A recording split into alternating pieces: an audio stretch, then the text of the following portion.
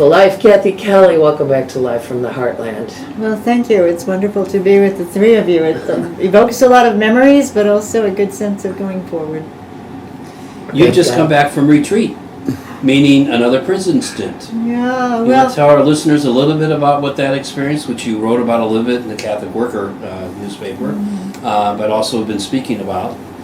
well, it's interesting to me that when I was sentenced, just before a judge in Missouri sentenced me for having gone on a military base with a loaf of bread and hoping that the commander of the base, who was a commander of operations that involved drone warfare over Afghanistan, and I had just returned from Afghanistan, and the loaf of bread is what you share at every meal. So Georgia Walker and I, decided to go onto the base and bring our questions to the commander. We weren't able to see the commander or deliver our bread personally. We were pretty swiftly arrested. And so I was convicted of criminal trespass to a military installation. With bread. Yeah, and before, the judge went right to sentencing. And the military prosecutor, he was a JAG lawyer, said, "Your Honor, Miss Kelly is in great need of rehabilitation." And this kind of evoked giggles across the courtroom, like, good luck. But I think in a sense the 3 months in prison did rehabilitate me. Not in the way they were thinking. I was at Beale Air Force Base 4 days after I got out and crossed the line again. Another Air Force base. Incorrigible. Yeah, I'm a recidivist. Recalcitrant. Rehabilitable. You can't do it. Rehabilitatable. But it did rehab, in a sense, my own attentiveness to women in prison. Yeah. To not just women in prison, but the huge contribution toward poverty and breakdown and misery and isolation and futility that this wretched prison industrial complex has caused. Yeah. And the best way to understand that is to be sitting next to someone on a bunk who breaks down and sobs and says, "I can't do 10 years. And what can you say? You have no choice. You're going to make it somehow through this time. Or to be with a woman who says, "I just learned I've got a lumpectomy. I've got a lump in my breast, and I can't get a lumpectomy. I can't get an X-ray in this prison." Or to be just behind Miss Paula, hauling herself up the staircase, because of course the prison elevator doesn't work, and this small prison was 3 floors, a basement, and 3 floors, and there were women who could have a heart attack trying to go up those stairs, and recognizing that the prosecutors have got so much power in their hands. Of all the cases that go before the federal courts, 97% never go to trial. The prosecutors say, "You better accept the plea bargain, or you might get 3 times more the length of sentence if you go before a court." And so they punish people who actually try to avail themselves of their right to a trial by their peers. So it's a very wrong-headed, terrible system, and it's easy to forget. How do people react to your presence as you're listening to their stories and trying to be in solidarity, but you're kind of there voluntarily? You weren't grabbed off the street and caught as a mule or whatever the particular situation is. They must have an Tom, there are a interesting lot of reaction to it. nuns that go to prison. I'm not a nun myself, but in 2005, I think it was, I was going off to Pekin prison, and some of the nuns we all know in Chicago who have done repeated civil disobedience actions said, "Kathy, we want to take you out to lunch before you go." And they very diplomatically said, "Keep your politics under wraps for a while." And I kind of knew this from previous imprisonment. You really should go in quietly, humbly, listen to other people, don't call attention to yourself. And so I did that the first month and a half, but by the end of my time there, it was easy to talk with people about wider issues. I would say that people, I think, in that particular prison are so isolated and so wearied by their own experience that it's really hard for them to kind of grasp what's happening in the wider world in terms of war and peace. But it does definitely affect their situation, because there's no way that the United States as a society can ever wage what we once, when we were younger, looked upon as the war on poverty. We really thought that was going to happen, right? There's no way to go in that direction and still pour our resources, our strength, our ingenuity into the Pentagon, into the war making, into the insidious and hideous way that the United States continues to provoke future wars and maintain present wars. You cannot do both. Where is this prison that you were just referring to, and what is it called? Well, in Lexington, Kentucky, there's a huge medium to high security prison for men that is the medical facility for male prisoners all across the country. So it has to have high security in order to accommodate the high security prisoners.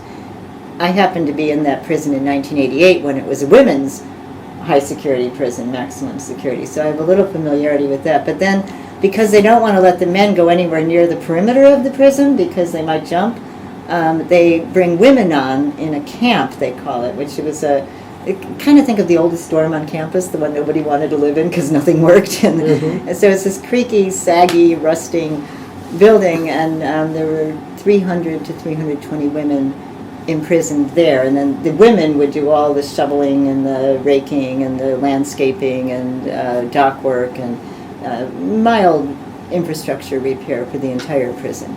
I didn't have a job involved with any of that. I was just wiping crumbs off tables for my job. But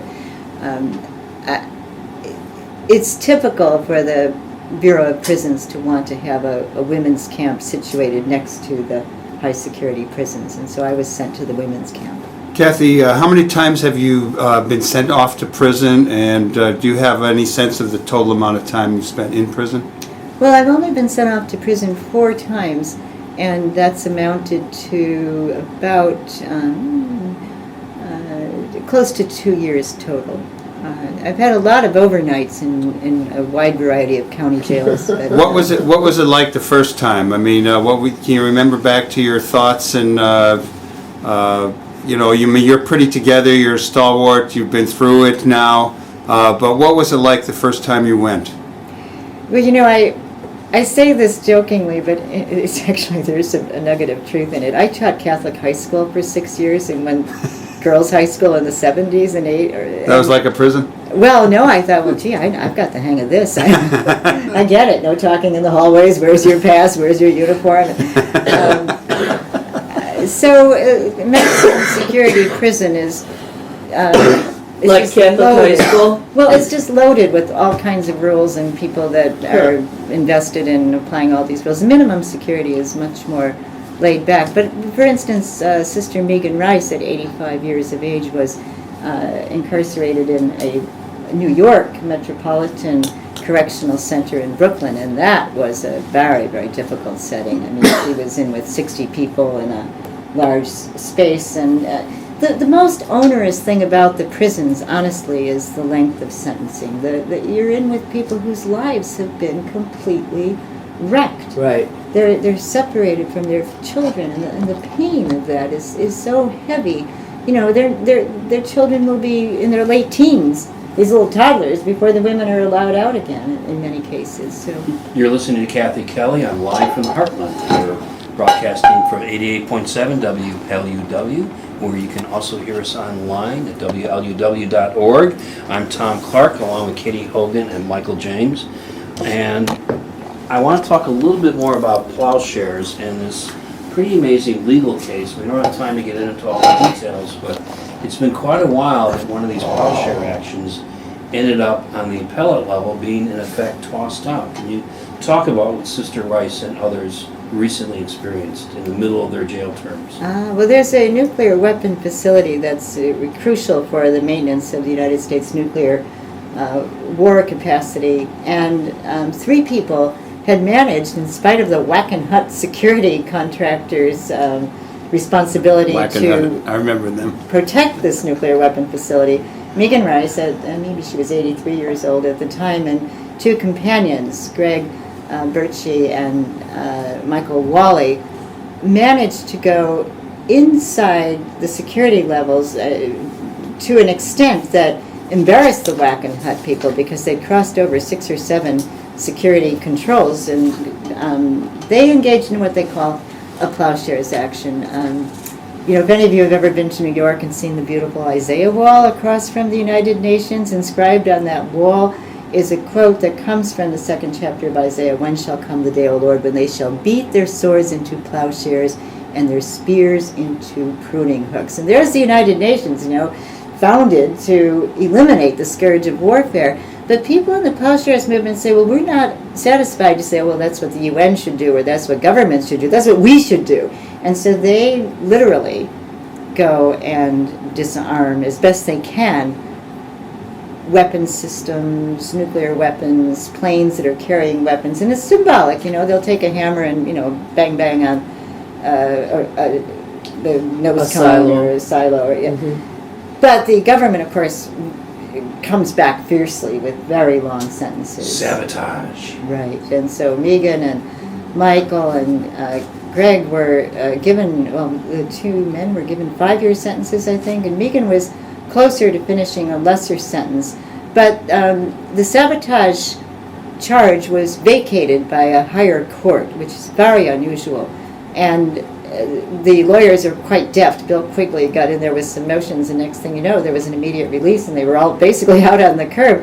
But Megan has been like a horse let out of the stable and galloping. She has been on Al Jazeera, the New York Times. I opened it up. I was sitting in the basement of Mary House Catholic Worker, and I kind of haphazardly opened the page. Oh, there's Megan in the New York Times above the fold with a big, huge picture. And there's been quite a lot of attentiveness to her message. And her message is we all bear responsibility. And she sees it as, she was a missioner in Africa. She was teaching in inner cities in the United States. She's just always been somebody who has taken her adult responsibility to live in accord with her beliefs. And so she says if she gets put back in prison again, that will be, in a sense, a privilege to keep doing what she believes is right.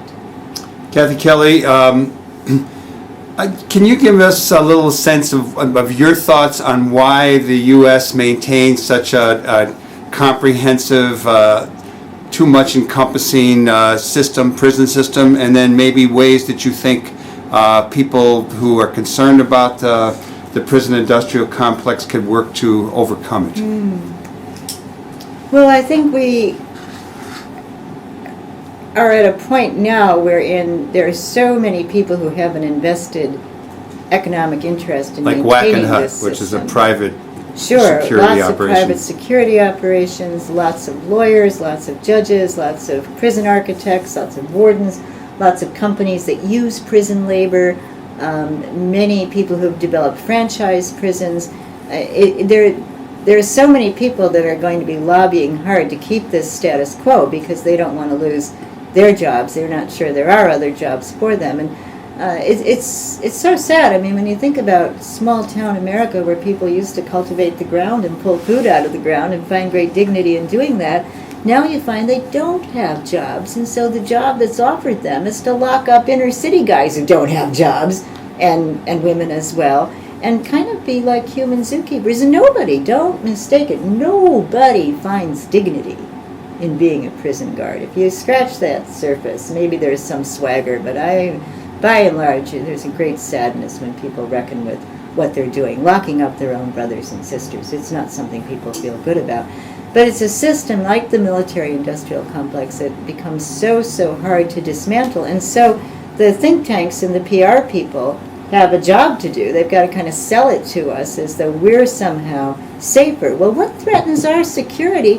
What the reckless people are doing in terms of fracking and climate change being exacerbated, that threatens our security. The nuclear weapons arsenals threaten our security. These reckless people provoking war with China, for goodness sakes, that should be something we'd be worried about. China has 5 times as many times to be smart as we do, with their population being so huge, and their economic gains are 10 times greater than ours. They've been actually creating. They're moving on up. It's the next revolution there. So the United States, I think, is acting as an empire in decline, and recklessly.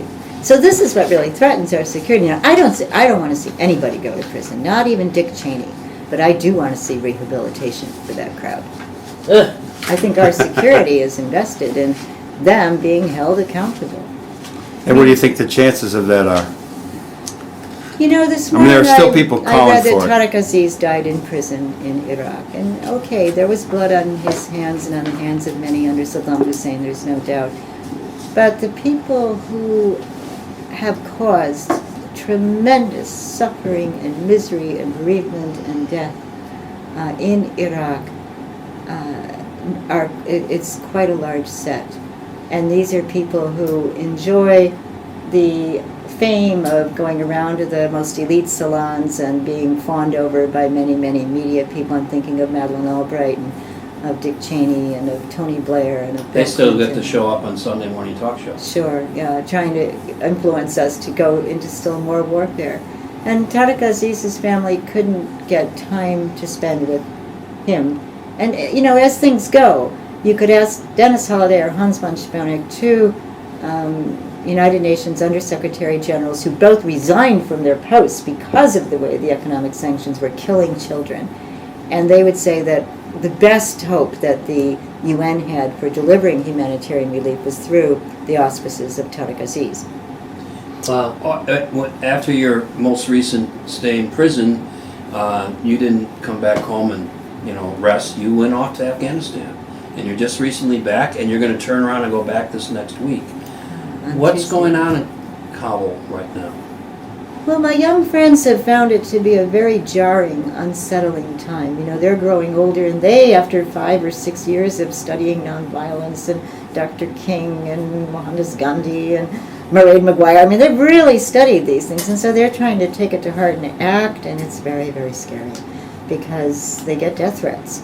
They had to shut their center down at one point.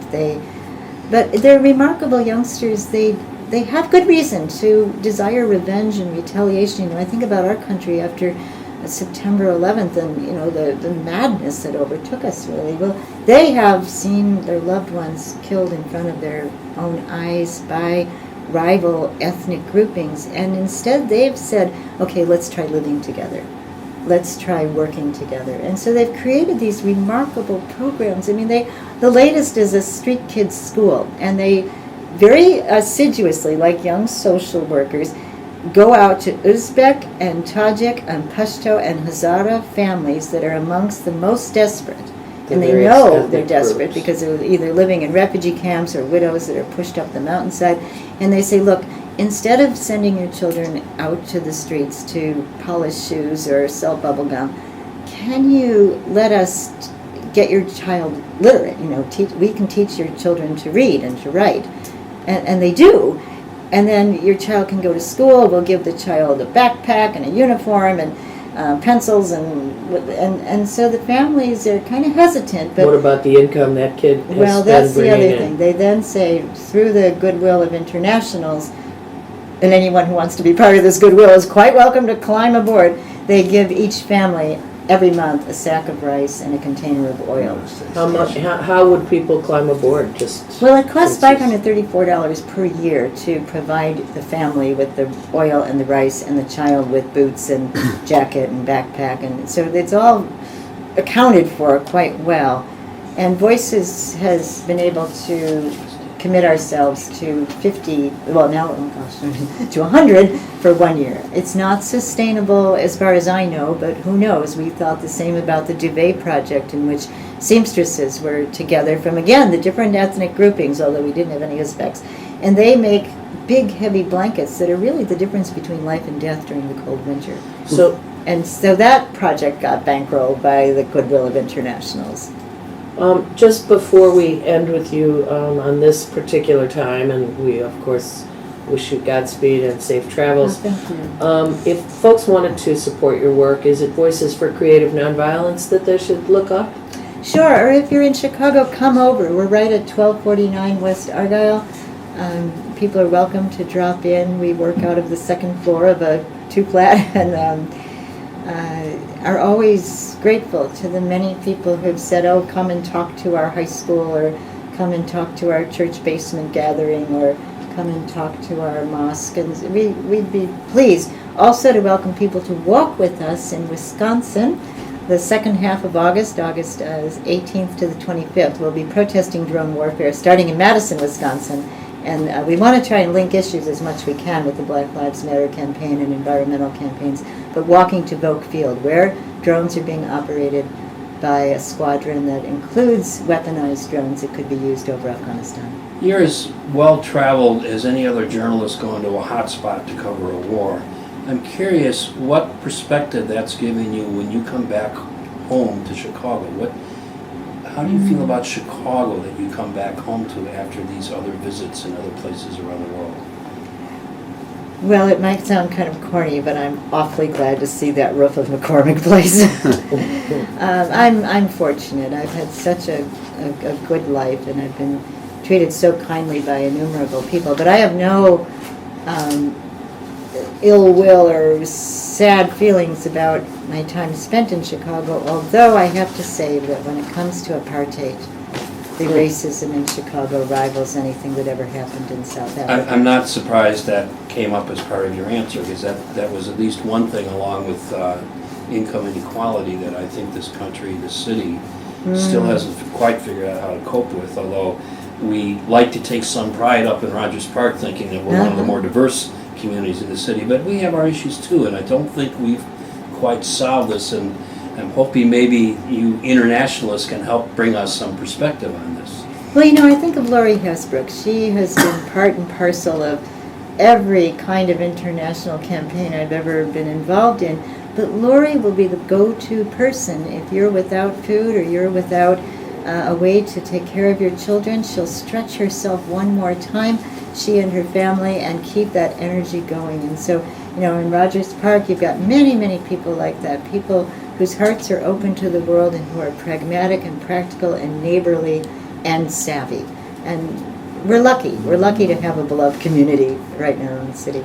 You talked earlier about the threats of being in a dying empire. A lot of us worked very hard to get Barack elected president 8 years ago. What do you think his legacy will be, at least on the international scene? Well, anybody who goes into the Oval Office becomes the executive director-in-chief of the world's largest arsenal.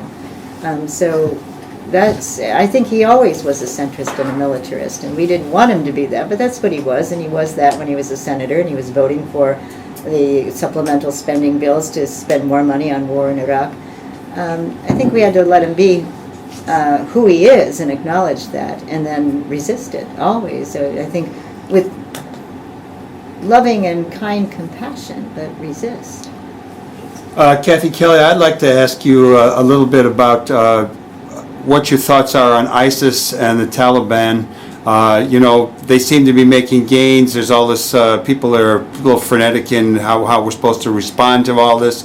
But clearly they do appeal to some of the people in those countries where they're active. And I wonder if you have any insight into what it is about the Taliban or ISIS that makes them attractive to some people in the countries with it they're active in, and is it just sheer brute force, or is there a community organizing or some way that they win favor among the masses? Every single one of those 500,000 children in Iraq who were brutally punished to death by economic sanctions had brothers and cousins and fathers. And do we think that after they buried their children, they then said, oh well, of course they harbored rage and desire to make a difference and say we're not going to let that happen in the future.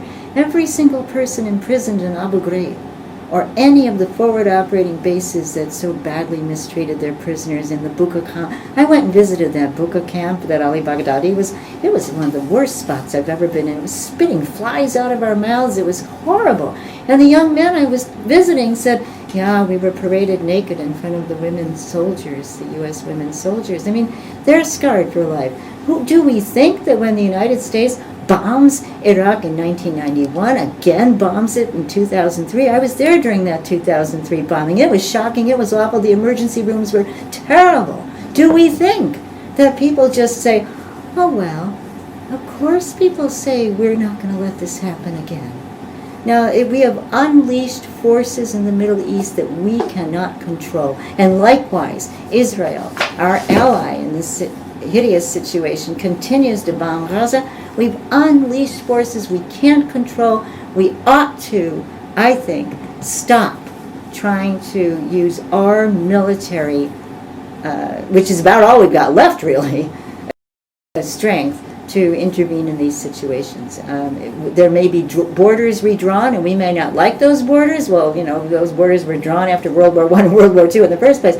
There may be people who get the upper hand that we don't want to see get the upper hand. It's not our business. The United States should stay out, strengthen the United Nations, give all possible assistance for refugees through the United Nations. The United States should not be entrusted with a dime to spend on non-military or military intervention in these areas. We've squandered it. We've created enormous suffering. We should say we're sorry and ask how might we be involved in reparations. Kathy Kelly of Voices for Creative Nonviolence, thank you so much for taking time out in between your travels, and safe travels to you, because Thank you. we need your witness, but we also need you around a bit longer. Oh, I'll try to come home soon. We're going to go to a brief musical interlude before we bring on the Young Strachey All-Stars, and Yeah. you're listeing. I think that interlude is the Young Strachey All-Stars. Oh, so just so listen up, because we've got about, I don't know, there's a gaggle of kids out there waiting to come into this room and sing and play for you. So listen to their tape while we set that up. Live from the Heartland, 88.7 FM.